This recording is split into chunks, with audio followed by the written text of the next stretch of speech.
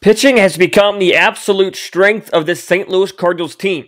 Talking about pitching today, and the offense hasn't been much improved despite a couple of bright spots. The offense is starting to come around, but the pitching is what has absolutely saved this Cardinals season as the Cardinals are weathering the storm of this lots of baseball in a short amount of time. Their next off day is not till next Monday. How can they continue to weather the storm? Because their pitching has been just phenomenal. Talking about that today on this episode of Locked On Cardinals. You are Locked On Cardinals, your daily St. Louis Cardinals podcast, part of the Locked On Podcast Network, your team every day.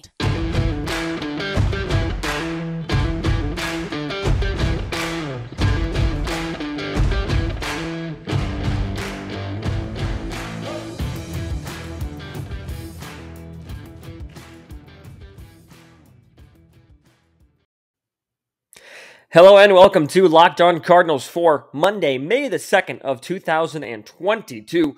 I am Lucas Smith, host of the Locked On Cardinals podcast. Thanks for tuning in today.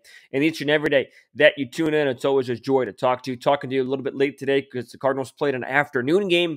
So recording it after the win today against the Kansas City Royals. The Cardinals finally able to get a win at home, but finally going back on the road here this week as they have 2 games set at Kansas City and then a 4-game set at San Francisco. Their off day coming up on Monday is their next off day, their first off day rather, since April the 18th. So it's been a hot second for the Cardinals with no off day, with today supposed to be an off day, but the rain out a couple weeks ago forced the game to happen today. Getaway day, 2.5 hour game, 2:40 or 2:39, depending on what it was. I forget what the exact total was, but they were quick, efficient. It was the definition of a pitcher's duel, which is why we're talking about the pitching today. To start, we'll also talk about the offense and how it's been a little bit of a concern. Talked about it last week, but we'll talk about both those things today, as well as how they can finish out this, or start and finish out this road trip strong, rather. Before I do continue too much longer, I want to let you know that today's episode is brought to you in part by BetOnline. BetOnline has you covered this season with more props, odds, and lines than ever before. BetOnline is where the game starts. The pitching this season has been remarkable. It has been just simply remarkable. Even though the Cardinals did split 2 against Arizona, a 4-game set, and you do not want to be splitting series with teams like the Diamondbacks. You saw some phenomenal pitching over the weekend, both at the starting rotation and out of the bullpen, and you saw some phenomenal starting pitching today with Steven Matz. It has just been the absolute strength of this team. So we'll go through the Arizona Diamondbacks series, talk about the pitching because I haven't talked about any of the Diamondbacks series yet, with the game happening on Friday. I talked a little bit about Thursday's game, but haven't talked about the last 3. The Cardinals did not get a great start out of Adam Wainwright, although he was somehow able to make it a quality start on the stat book. As he goes 6 innings, 4 hits, 3 earned. He walked 5 and struck out 4. His stuff was not there, but that's a start that, maybe somebody a little bit less experienced to Wainwright. Maybe that turns into a 3 or 4 or 5 inning start, but Wainwright was able to get you through 6. But then beyond that, you saw a scoreless outing from Vellante and a scoreless outing from Whitgren. Whitgren has been solid this season to start for the most part. But Friday was really the worst start you saw, because you could argue that Jordan Hicks' stuff was there, but we're still trying to see how much the Cardinals can stretch him out. But Saturday was one of the better starts we've seen really all year, as Michaelis goes 7 1/3 innings pitched, 4 hits, 2 earned, doesn't walk a soul, strikes out 7. The only blemish, he does give up 2 home runs in the 8th inning, 1 to Ketel Marte and the other 2 Nick Ahmed. Ali Marmol was very critical of him leaving Michaelis in. That Michaelis saying that Miles had done his job and it wasn't fair for him to leave him in. Even in the moment, I tweeted it out. I had no quarrels. I had no issues, no qualms with leaving Michaelis in that game. I thought he looked phenomenal. I thought that he deserved to go out there another inning. There were little to no signs of him slowing down. So Michaelis was phenomenal. Genesis Cabrera goes in, gets a scoreless outing, and then Jake Woodford, the all too rare Jake Woodford appearance, he has a scoreless outing as well. And then you go to yesterday, Jordan Hicks starting to get a little bit more stretched out, just a little bit. but you still only see 3 1/3 innings from him. He is tagged with 2 earned runs, 2 walks, 4 strikeouts. Does give up 2 home runs. Andre Palante gives up a solo home run. Nick Wittgren gave up a run. Cabrera gave up a home run as well. But Cody Whitley and Ryan Helsley were phenomenal on Sunday, helping the bullpen out.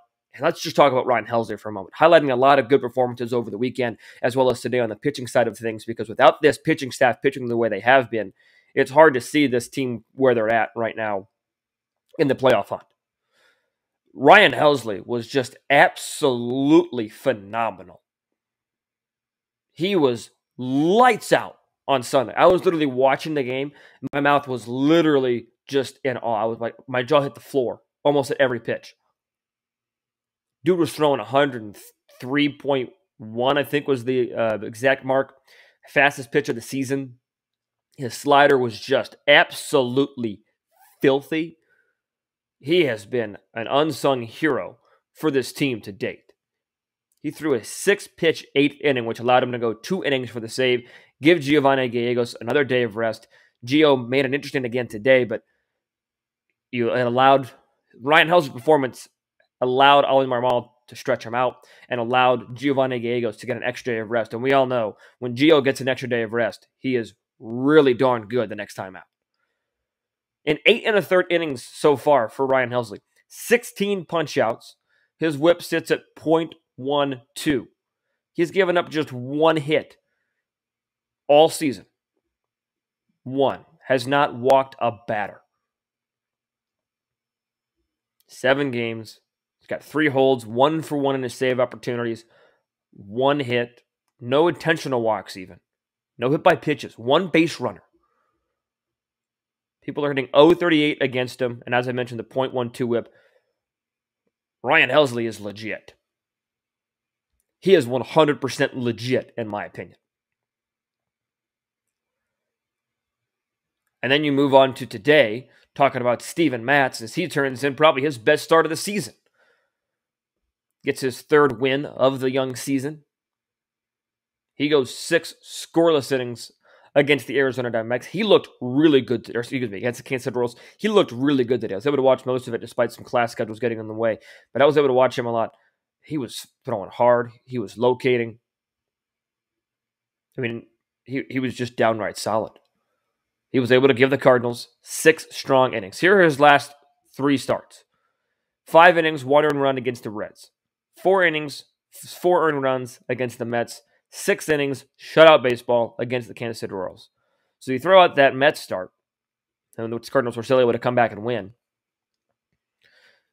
He's just been so good. 5 starts this season, 23 2/3 of an inning. ERA sits at 4.56, but it's going to drop. Based on how effective Steven Matz was today, I have little to no doubt in my mind that ERA is going to drop and get to a little bit more of a comfortable number. And beyond him, the bullpen was shut you down good in the 7th, 8th, and 9th inning. 1 inning, 0s across the board for Cody Whitley. You throw in 2 strikeouts. He's been phenomenal this season. Ricken was able to bounce back with a scoreless outing. He gets his 4th hold of the year. And Giovanni Gallegos, he gave up a hit in the 9th. It's always interesting with Gio. For some reason, it seems to be, even though he is so calm, cool, and collected often, he pitches a scoreless ninth, gets his 5th save. 2 punch-outs. I want to highlight the 2 guys that have started over the weekend and today, that are not named Adam Wainwright and Jordan Hicks. I want to talk about Steven Matz and Miles Michaelis for just a second. These 2 guys, after a rocky first start and maybe a rocky start for Matz against the Mets, like I mentioned, these guys are doing what Adam Wainwright did last year. Let me tell you what I mean by that. Last season, when Jack Flaherty went down, Adam Wainwright became the absolute ace of this staff. Last season, when Adam Wainwright started, especially post-June, you just felt it was going to be a Cardinal winner, and you had little to no doubts about it. So far, Miles Michaelis and Steven Matz are giving you that confidence in their starting abilities this season. I think Miles Michaelis obviously has looked better than Steven Matz, so you could argue that he's more of the acting ace right now before Jack Flaherty comes back. But these two have just turned in a phenomenal start to their season. Steven Matz is looking like he did in 2016, as well as at points last year with the Blue Jays. And Michaelis is looking like he did in 2018. When guys like Jack Flaherty go down, that mean as much to a staff as Jack Flaherty does, usually it's highly unlikely that you can replace that. It's going to be very hard to replace it with one person. Adam Wainwright was that person last year. Maybe not to the level of Jack Flaherty, but we saw some really good pitching from Adam Wainwright last season. This season, haven't seen that yet from Wainwright. But as a whole, the starting staff is still stepping up because of performances like Steven Matz, because of performances like Michaelis. Michaelis was phenomenal on Saturday. And Matz was shut you down good today. So those two specifically, and the starting rotation, Dakota Hudson's had a very fine start to his season. Hicks is still working his way to being an actual starter, in my opinion. But these two, obviously no one is having a perfect season. These two, you can't be disappointed with what they've given you through their first 5-6 starts of the season. You just can't be. They've been too good for that. Really excited to see what these two can do this week against the Royals and Giants, respectively. Because Cardinals do have a big series coming up against the Giants later this week and got to take care of business a little bit more against the Royals to start this week. But the pitching has saved the season because the offense, which I'm still not giving up on, and the offense that has still shown some bright spots, right now is not a strength of this team. We've seen a couple bright spots a while here and there. So I want to talk about the offense next, but let me know what your thoughts are on the pitching, because I have been just absolutely blown away impressed by this rotation at times this year. Even though I was high on Michaelis and Matz, the consistency with Michaelis especially, but Steven Matz has stepped up. What they've given the Cardinals, that's an absolute win. You can't be disappointed with where their starting rotation has gone, despite it being notified as a weakness right now. So take a quick break, talk about the offense when we come back. But before I do that, I do want to talk about today's title sponsor, and that is BetOnline.net. It is your number one. That's right, your number one source for all of your betting stats and sports info. You can find all of the latest sports developments, league reviews, and news, including this year's basketball playoffs as we get to the conference semifinals and the start of the Major League Baseball season. BetOnline is your continued source for all of your sport wagering information, from live betting, playoffs, esports, and more. Head to the website today or use your mobile device to learn more about the trends and action. BetOnline is where the game starts. So despite that the pitching has been so good this season, even though it went into the season with a little bit of a question mark on the rotation side of things, and we thought that the offense was going to be just really good because it's so deep, you've got all these pieces, the offense really is still lacking. Still overall lacking. We've seen a couple of bright spots here and there. Dylan Carlson had a double today. Harrison Bader had a nice moment on Sunday. I'll talk about that in depth a little bit more. You see Paul DeYoung had a double yesterday. Things are starting to move, right? Paul Goldschmidt starting to heat up. Nolan Arenado just won Player of the Month for the month of April. He was really the only Cardinal that hit consistently in April. Hence why he won Player of the Month in the National League. But overall, you still have signs that this offense is not getting it done. Case in point, you were able to score 8 runs against the Diamondbacks on Thursday. Fantastic. That's great. That's wonderful. You did it without an extra base hit. You scored 2 runs on Friday against the Arizona Diamondbacks. This is not to take credit away from the pitching side of things for the Diamondbacks. Bumgarner was good on Friday night. But you still, 2 runs, 5 hits, 2 extra base hits, The Goldschmidt home run, I forgot about the Arenado double, but still, 2 extra base hits, 5 hits total. And then you go out on Saturday, and behind Michaelis, who's throwing a wonderful gem of a game, you get shut out because Merrill is really, really good. At least he was good on Saturday. He goes 7 innings, 2 hits, 4 strikeouts. But the Cardinals were only able to muster up 2 hits the whole night. Not a single extra base hit. Bader made some stuff happen, as well as Sosa did with stolen bases. But the offense was slow. And even though the Cardinals won today, you still have to be worried about the offense because the offense scored 1 run. Kisner was robbed of a home run. So you could argue that, you got robbed, so you could have had 2 runs. But still, you were out hit 5-4. The 2 extra base hits were the Goldschmidt home run in the first, as well as the Dylan Carlson double later in the game. Bader goes 0 for 4 at the top with a punch-out. O'Neill goes 0 for 3 with a punch-out. Arenado goes 0 for 2. He walked, though. But Dickerson goes 0 for 3 with the punch-out. DeYoung, 0 for 3. Kisner, he got robbed, but he was also 0 for 3. Brendan Donovan did get a hit, but he also struck out once after a really positive at-bat. So the offense has had some good moments. Talked about Arenado. Talked about Goldschmidt. Saturday was one of the most exciting wins of the year, and it was an absolute snooze fest of a game until that 7th inning, in my opinion. Cardinals got 2, I think they were unearned runs in the third. They weren't, there were 2 unearned runs against Zach Davies because of errors and fielder's choices and weird things. So really, the 2 runs that the Cardinals got in the third were a gift. They scored 1 time in the 6th inning, thanks to an Albert single on a fastball that was just right down the middle. And then you give up another run in the top of the 7th. So then you're thinking, okay, 2 steps forward, 1 step back here. Or maybe in the Cardinals sense, a step forward, 2 steps back. Who knows?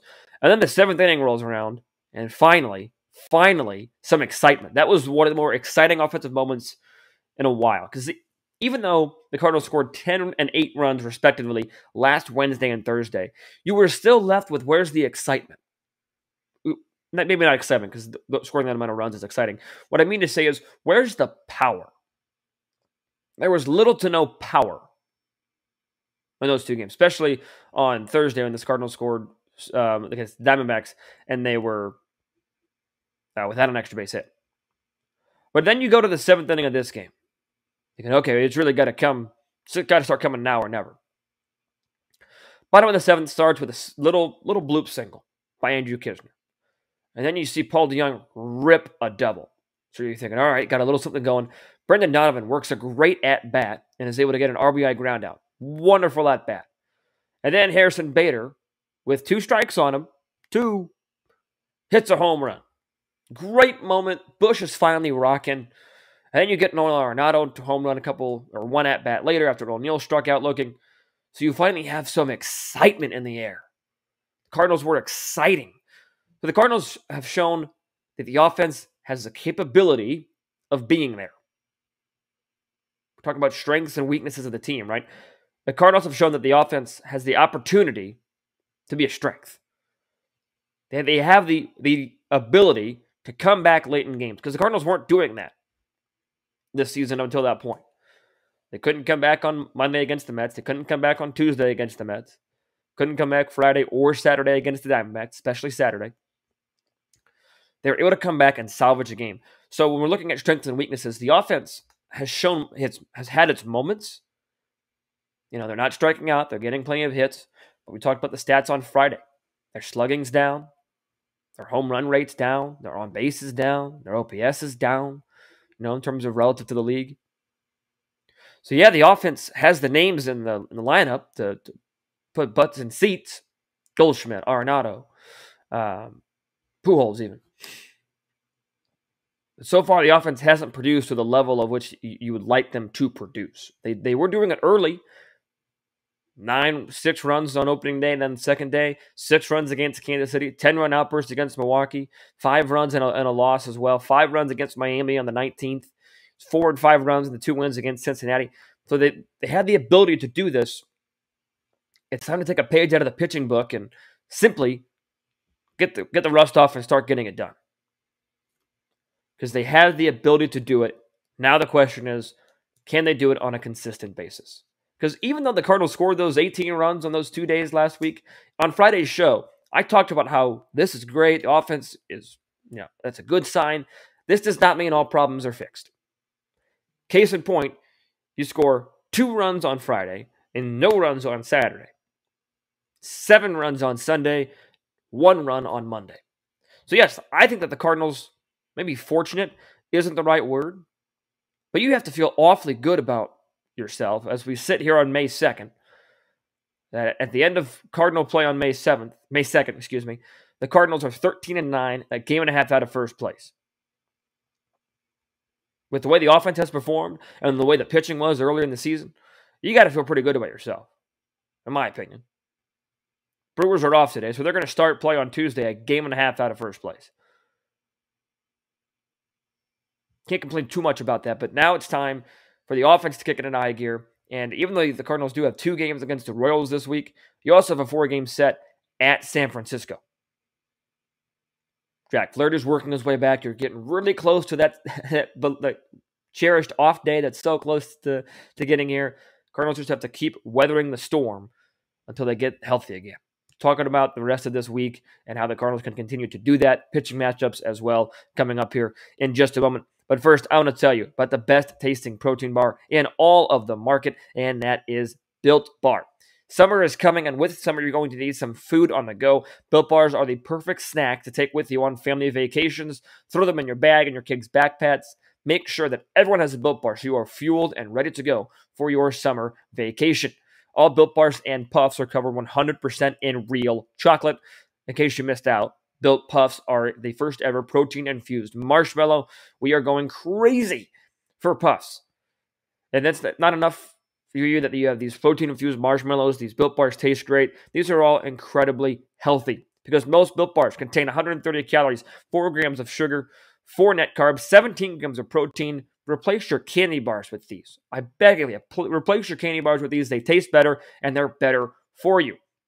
Go to Built.com right now to see all of your favorites, whether it's banana cream pie, raspberry, double chocolate. That's my favorite. You have so many other options to choose from. They're delicious. They have new flavors coming out all the time. Check them out at Built.com. And when you check out at the end of your purchase, be sure to use the promo code LOCKED15, LOCKED15, to get 15% off your order. One more time, that is promo code LOCKED15 for 15% off at Built.com. Cardinals have 2 games at Kansas City this week, and then they have 4 games at San Francisco.